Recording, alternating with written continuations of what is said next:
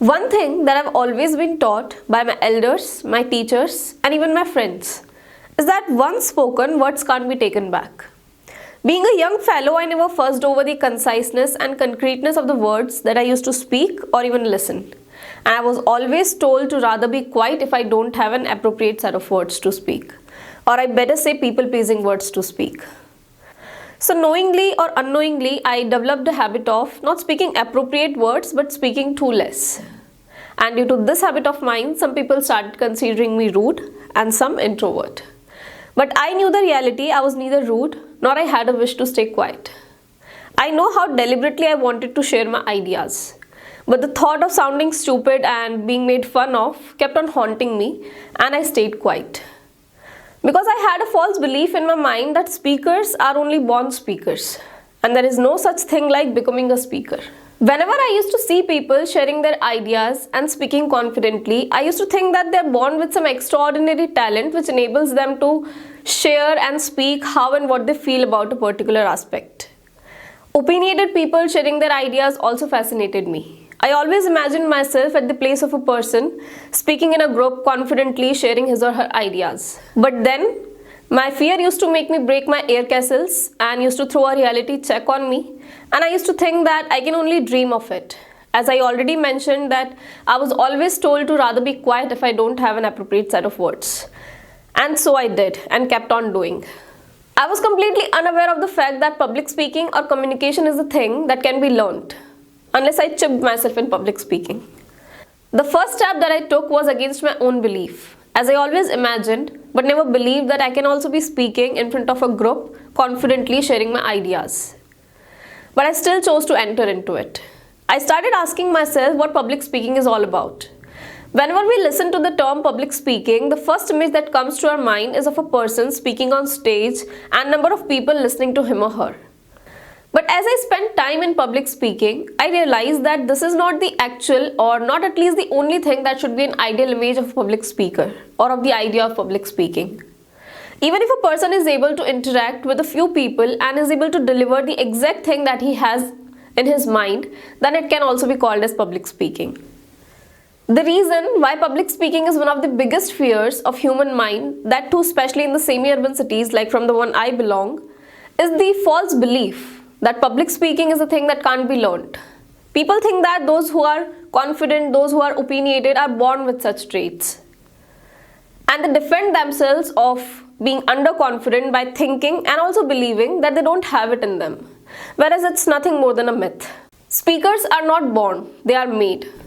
The second most common reason why people are afraid of learning not just public speaking but anything new is that they are afraid of committing mistakes because that challenges us to step out of our comfort zone. Because we have a habit of staying fabricated and showing only the best side of our personality to outsiders, and we just try to show what we are best at. So this habit challenges us to step out of our comfort zone when we try to learn something new. And just because of this habit, we are not just scared but horrified of showing the lesser fabricated or quite original version of ourselves. If I explain this to you with an example, that would be something like this. You should also try to analyze yourself. If I ask you that some guests have come over at your place and you have to serve tea to them, so which of these two cups will you choose? Maximum of you will choose this one because this is the best we have. And if we see this in our regular conditions, that seems okay. But if we talk about personality, it creates a huge problem because we have a habit of showing only what we are best at and only the best we have. This practice of showing only what we are best at and the inability to accept ourselves with all our flaws and keep inculcating the fakeness in us resists us from committing the mistakes which are must while on a journey to do something new, to learn something new, and for becoming the better version of yourself.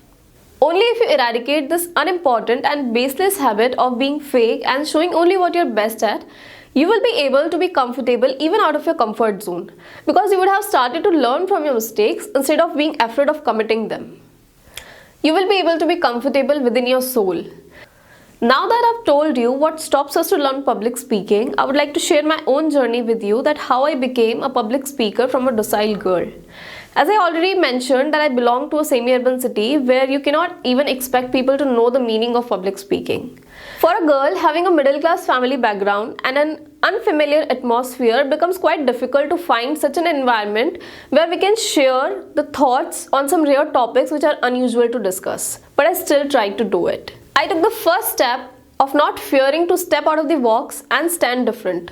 It takes a huge courage to accept that you don't fit in and still try to be the same and not try to fit in. It wasn't an easy thing for me to think different and still try to be the same and not try to fit in. I was made fun of, I was laughed at, I was ignored, I was called over smart by my own friends and family.